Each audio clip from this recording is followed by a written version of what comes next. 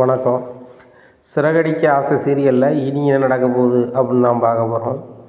அப்போது முத்து 2 ஃபோட்டோவை அந்த செருப்பு தைக்கக்கூடிய தாத்தாவுக்கும் பாட்டிக்கும் அனுப்புகிறாங்க. அப்போ இதில் யார் செல்ஃபோனை விட்டுட்டு போயிட்டா அப்படின்னு சொல்லி தாத்தாட்டையும் பாட்டிட்டையும் கேட்காங்க. அந்த அண்ணன் கேட்கும்போது இந்த ஃபோட்டோவில் இருக்க பொண்ணு தான் அந்த செல்ஃபோனை விட்டுட்டு போயிடுச்சு அப்படின்னு சொல்லி சொல்கிறாங்க. அப்போது நீங்கள் முதல்ல அனுப்பியிருக்கீங்களே அந்த ஃபோட்டோவில் உள்ளவங்க தான் செல்லை மிஸ் பண்ணியிருக்காங்க அப்படிங்கிறாங்க. சரிண்ணே நான் அவங்கள்ட்ட ஃபோனை கொடுத்துட்றேன் அப்படின்னு சொல்லிட்டு ஃபோனை வச்சிடுறாங்க.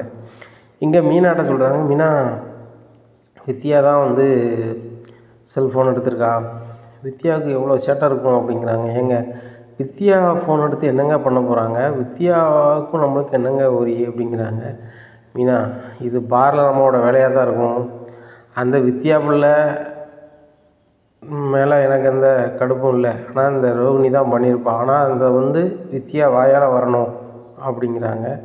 அப்போ என்னங்க பண்ண போகிறீங்க அப்படிங்கிறாங்க. கேட்க வேண்டியதான் அப்படிங்கிறாங்க. ஏங்க நீங்கள் போய் கேட்டு வேறு மாதிரி ஏறாமல் நான் கேட்டுறேன் அப்படிங்கிறாங்க. மீனா நீ ஏற்கனவே அந்த பிள்ளை மேலே கடுமையான பாசத்தில் இருப்ப, சரியா, நான் கேட்டால் தான் சரியாக வரும், நீ இரு நான் வாரேன் அப்படிங்கிறாங்க. என்னங்க நானும் வாரேன் அப்படிங்கிறாங்க. சரி ரைட்டு அப்போ வா, காரில் கீழே தான் நிற்கணும், நான் தான் போய் கேட்பேன் அப்படிங்கிறாங்க. சரி ரைட்டு அப்படிங்கிறாங்க. முத்து மீனாவும் காரில் போகிறாங்க. அப்போ முத்து ரொம்ப கோபமாக வித்யா வீட்டுக்கு போகிறாங்க. போனோடனே காலிங் பெல் அமுக்குறாங்க. முருகன் தான் வந்துட்டார் போலையே அப்படின்னு சொல்லிட்டு முருகன் அப்படிங்கிறாங்க. இங்கே பார்க்குறாங்க, முத்துங்கிறாங்க. முத்து நீங்களா, நான் முருகன் நினச்சேன் அப்படிங்கிறாங்க. என் பேர் முத்து தான் அப்படிங்கிறாங்க. இல்லை முருகன் சொல்லி என் ஃப்ரெண்டு வருவாங்க அவங்களான்னு பார்த்தேன் அப்படிங்கிறாங்க. அதெல்லாம் இருக்கட்டும், என் செல்ஃபோன் எதுக்கு எடுத்த அப்படிங்கிறாங்க. நான் எதுக்கு உங்கள் செல் எடுக்க போகிறேன் அப்படிங்கிறாங்க. அப்படியா, சரி சரி என் செல்லை நீ எடுக்கலைண்ணே அப்படிங்கன்னா எடுக்க போகிறேன். முத்து செல்ஃபோன் உங்கள்கிட்ட இருக்குது, எனக்கு எப்படி எடுக்க முடியும் அப்படிங்கிறாங்க. என் செல்ஃபோன் தொலைஞ்சு போனது உங்களுக்கு தெரியுமா தெரியாதா அப்படிங்கிறாங்க. உடனே எனக்கெலாம் அது தெரியாது அப்படிங்கிறாங்க. தெரியாதா அப்படிங்கிறாங்க.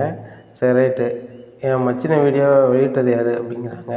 இதை கேட்டால் வித்தியா நானாக வெளியிடலை, யாரும் வெளியிட்டிருப்பாங்க வெளியிலேருந்து, அதுக்காண்டி என்னையே சொல்ல பார்க்குறீங்களா, எனக்கு அதுக்கும் சம்மந்தம் இல்லை அப்படிங்கிறாங்க. சரி ரைட்டு, உனக்கும் சம்மந்தம் இல்லை, அப்போ இந்த செல்லை ரோகிணி தான் எடுக்க சொன்னாலா அப்படிங்கிறாங்க. என்ன முத்து உங்கள் பாட்டில் வாய்க்கு வந்ததெல்லாம் பேசிகிட்ருக்கீங்க அப்படிங்கிறாங்க. ரொம்ப சூப்பராக பேசுகிற வித்யா, ரொம்ப சூப்பராக பேசுகிற, ரொம்ப அருமையாக இருக்கும் பேச்சு அப்படிங்கிறாங்க. ஏன் முத்து இப்படி கேட்டுட்ருக்கீங்க, எனக்கு அதுக்கும் சம்மந்தமே இல்லை அப்படிங்கிறாங்க. சம்மந்தம் இல்லாமல் தான் நான் இங்கே நிற்கிறேன், நீங்கள் தான் அந்த செல்ஃபோனை ஒரு இடத்துல விட்டு போயிருக்கீங்க, அந்த ஆளை எடுத்துகிட்டு நீங்கள் தான் எடுத்துருக்கீங்கன்னு என்கிட்ட கொடுத்தாங்க அப்படிங்கிறாங்க. முத்து அதுக்கு வாய்ப்பே இல்லை, உங்கள் செல்ஃபோனை நான் எதுக்கு எடுக்க போகிறேன் அப்படின்னு மீண்டும் மீண்டும் சொல்கிறாங்க. அதனால் அந்த தாத்தாவும் பாட்டியும் ஃபோட்டோவை காமிக்கும் போது தான் இங்கே வித்யாவுக்கு பயங்கர ஷாக் ஆகுது. ஆஹா, நம்ம செருப்பு அத்து போச்சு, தைக்கிறதுக்கு கொடுத்தோம் அந்த தாத்தாவும் பாட்டியும் தானே, அவங்க தான் சொல்லிட்டாங்களா, அவங்க எப்படி நம்மளை கரெக்டாக பார்த்துட்டாங்க அப்படின்னு சொல்லி முழிக்கிறாங்க. முத்து இவங்க எப்படி என்னை பார்த்தாங்க அப்படிங்கிறாங்க. இவங்க ஒரு முறை தான் பார்த்துருக்காங்க, அதுக்கு உன் ஃபோட்டோவை அனுப்பி கேட்கும்போது இவங்க தான் அந்த செல்ஃபோனை விட்டுட்டு போனதுன்னு சொல்கிறாங்க. இது யார் செல்லு, ஏன் செல்லு தானே அப்படிங்கிறாங்க. முத்து தயவுசெய்து தப்பாக நினச்சிக்காதீங்க, உங்கள் செல்லு மேலே எனக்கு ஒரு ஆசை இருந்துச்சு, உங்கள் செல்லு உண்மையிலே ரொம்ப சூப்பராக இருந்துச்சு, நீங்கள் வேறு ஹஸ்பண்ட் ஒய்ஃப் அங்கங்கே ஃபோட்டோ எடுத்தீங்களா, அதெல்லாம் பார்க்கணும் போல் தோணுச்சு, அதனால தான் எடுத்துட்டேன் அப்படிங்கிறாங்க. இங்கே பாரு, இதை நான் நம்பும்படியா இல்லை, உண்மையை சொல்லுதியா அப்படி இப்படின்னு சொல்லிட்டு ரொம்பவே சவுண்ட் விடுதாங்க. அப்போ வித்யாவை பார்க்க முருகன் வராங்க. முருகன் வரதை பார்த்து மீனாவும் பின்னாடி என்ன இவன் வரான் அப்படின்னு சொல்லிட்டு கொஞ்சம் தள்ளி நின்று பார்க்காங்க. ஒருவேளை வித்யா பின்னாடி ஒரு பையன் வரான்னு சொல்கிறாங்களே, இருந்தானா ஏன் முன்னாடி சுற்றிட்டு இருந்தான், இப்போ இங்கே சுற்றுறானா அப்படின்னு சொல்லிட்டு முடிச்சுக்கிட்டு மீனாவும் பின்னாடி வராங்க. இவர் வேறு அங்கே வரக்கூடாதுன்னு சொல்லியிருக்காருன்னு சொல்லிட்டு தள்ளி நிற்கிறாங்க. உடனே அண்ணே மொத்தம் இங்கே என்னென்ன செஞ்சிட்ருக்கீங்க அப்படிங்கிறாங்க. நீ என்னடா இங்கே பண்ணுற அப்படிங்கிறாங்க. அண்ணே எனக்கு இவங்க தெரிஞ்சவனே அப்படிங்கிறாங்க. உடனே தெரிஞ்சவங்களா, நீ இங்கே தேவையில்லாம வர அப்படி அப்படிங்கும்போது அவங்கள வரக்கூடாதுன்னு சொல்கிறதுக்கு நீங்கள் யார் முத்து, அவங்க தான் என்னுடைய வருங்கால கணவர், அவங்க வரதான் செய்வாங்க, அவங்களுக்கு என்ன அப்படிங்கிறாங்க. ஓ இவ பின்னாடி தான் சுற்றிட்டுருக்கியா அப்படிங்கிறாங்கன்ட்டு மனசில் நினச்சிக்கிட்டு, அது உங்கள் சௌரியம் முருகன், நீங்கள் வர்றதுக்கு நான் கேட்கல, எனக்கு உண்மை தெரியணும் அப்படிங்கிறாங்க. வித்யா என்னாச்சு, என்னென்ன ஆச்சு அப்படிங்கிறாங்க. டேய் உனக்கு தேவையில்லாத வேலை அப்படிங்கிறானே, அது ஏன் ஆளுண்ணே, நீங்கள் கேட்டுக்கிட்டு இருக்கிறது என் சம்மந்தமானே, என்னென்னு கேளுங்க நான் கேட்டு சொல்கிறேனே, நீங்கள் கொஞ்சம் சாஃப்டாக பேசுங்கண்ணே அப்படிங்கிறாங்க. இங்கே பாரு முருகா, நான் எவ்வளோ பெரிய கடுப்பில் இருப்பேன்னு உனக்கு தெரியும், நல்லாவே தெரியும் என்னை பற்றி, ஒழுங்காக மரியாதையாக வித்தியாட்ட கேளு அப்படிங்கிறாங்க. உடனே டியர் என்ன டியர் ஆச்சு அப்படிங்கிறாங்க. உடனே முருகன் என்னை மன்னிச்சிருங்க அப்படிங்கிறாங்க. என்னாச்சு நீ மன்னிச்சிருன்னு கேட்குறிய என்ன அப்படிங்கிறாங்க. இல்லை நான் எந்த பொய்யும் சொல்லலை, ஒரு ஆள் பொய் சொல்கிறாங்க, அவங்க கூட நான் ஃப்ரெண்டாக இருக்கிறதுனால என்னால் தவிர்க்க முடியாமல் பொய் சொல்லிட்டேன் அப்படிங்கிறாங்க. இதை கேட்டால் முத்து சொல்கிறாரு, நான் என்ன கேட்டேன், நீ என்ன பதில் சொல்லிகிட்ருக்க, இந்த செல்லை நீ தான் எடுத்தையா, ஏன் எடுத்த, அப்படி எடுத்தேன்னா அதை எடுத்து என்ன செஞ்ச அப்படிங்கும்போது, நான்லாம் வீடியோ இது பண்ணல, நான் அதை கேட்கல, நீ என்ன செஞ்ச அப்படின்னு கேட்குறாங்க. உடனே முருகன் சொல்கிறாங்க, வித்தியை எடுத்துருக்க மாட்டாங்க, நான் அவங்கள 100% நம்புகிறேன், நீங்கள் நம்புங்க முத்தனை அப்படிங்கிறாங்க. டே அது உனக்கும் ஆள், நீ சொல்கிற, நீ நம்புகிற, அது உன்னை சார்ந்தது, எனக்கு வந்து இப்போது ஏன் எடுத்தாங்கன்னு தெரியணும் அப்படிங்கிறாங்க. முத்து நான் தான் சொல்கிறேனே, நாங்கள் ஃபோனை எடுக்கவே இல்லை அப்படிங்கிறாங்க. நீ எடுக்கலன்னு சொல்லிகிட்டு இருக்க, அந்த தாத்தாவும் பாட்டியும் அந்த பொய்யா சொல்ல போகிறாங்க இந்த வயசில் அப்படிங்கிறாங்க. உடனே முத்து செல்ஃபோன் என்னமோ என்கிட்ட இருந்தது உண்மை தான் சரியா, ஆனால் நான் எடுக்கலை அப்படிங்கிறாங்க. பாரு முருகா, மாற்றி மாற்றி ஆள் பேசிகிட்டு இருக்கு, ஒழுங்கு மரியாதை கேளு அப்படிங்கிறாங்க. என்ன கொஞ்சம் பொறுமையாக இருங்க, நான் கேட்குறேன் அப்படின்னு சொல்லிட்டு கொஞ்சம் தனியாக கூப்பிட்டு பேசுகிறாங்க. வித்யா நீங்கள் எடுத்துருக்க மாட்டேங்கன்னு தெரியும், எப்படி உங்கள்கிட்ட செல்லில் வந்துச்சு அதை மட்டும் என்கிட்ட சொல்லுங்கள் அப்படிங்கிறாங்க. உடனே முருகன் நான் அதை சொன்னேன் என் நட்பு போயிடும், அது போக அவன் என்கிட்ட கோவத்தில் போயிருக்கா அப்படிங்கிறாங்க. அப்போ யாரோ உங்கள்கிட்ட கொடுத்துருக்காங்க அப்படி தானே அப்படின்னு சொல்லிட்டு, அண்ணன் இவங்க எடுக்கலை, அவங்க ஃப்ரெண்டு எடுத்து இவங்கள்கிட்ட கொடுத்துருக்காங்க அப்படிங்கிறாங்க. இதை கேட்டு யார் ரோகிணி தானா அப்படிங்கிறாங்க. அவங்க வித்யா மண்டையாட்டுறாங்க.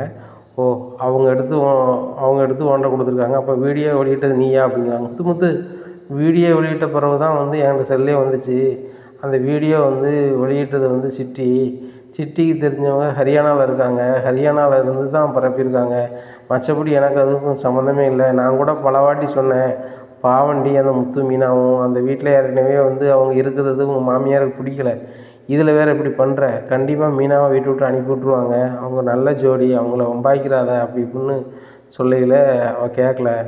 சரி ரோகிணிக்கும் எங்களுக்கும் என்ன ஒரு சொல்லு, எங்களுக்கு அவங்களுக்கு எதுக்கு ஆகாது அப்படிங்கிறாங்க. எனக்கு அது என்னமோ தெரியாது, ஆனால் ரோகிணி அந்த வீட்டில் இருக்கிறது நீ உங்களுக்கு 2 பேர்த்துக்கும் பிடிக்கலை அப்படின்னு மட்டும் சொல்லிகிட்டே இருப்பா அப்படிங்கிறாங்க. இதை கேட்டால் முத்து நீ சொல்கிறது எனக்கு நம்ப முடியலை அப்படிங்கிற. முத்து இதுதான் உண்மை, அவள் நிறைய பொய் சொல்லியிருக்கா அவங்க வீட்டில், அதை மறைக்கிறதுக்கு வந்து நீங்கள் இடைஞ்சலாக இருப்பீங்க அப்படின்னு சொல்லி தான் அவள் வந்து இப்படி பண்ணுறா அப்படிங்கிறாங்க. இங்கே பாரு, அவள் சொந்தமாக பார்லர் வைக்கல, அங்கே சம்பளத்தை தான் வேலை பார்க்க, எல்லா விஷயம் எனக்கு தெரியும், ஆனால் எங்கள் அம்மாவை ஏமாற்றிக்கிட்டு மனோஜை ஏமாற்றிக்கிட்டு அந்த வீட்டில் நான் தான் பார்லர் நடத்துகிறேங்கிறா. சரி அது கூட அது பொண்ணை சார்ந்தது, நான் அதெல்லாம் எதுவுமே கேட்கல, ஏன் அந்த பொண்ணு இப்படி பண்ணது வச்சது அப்படிங்கிறாங்க. முத்து நான் எல்லாத்தையும் சொல்லணும்னா மணிக்கணக்கில் சொல்லணும், நான் இதுக்கு மேலே உங்கள்கிட்ட மறைக்க விரும்பலை முத்து, என்னோடய வாழ்க்கை இவர் தான், அந்த முருகன் தான் நான் முடிவு பண்ணிட்டேன். அப்படி முடிவு பண்ணிட்ட பிறகு இனிமேலும் பட்டு இன்னொரு ஆளுக்காக நான் பொய்யை சொல்லி என் வாழ்க்கையை நான் இழக்க விரும்பலை.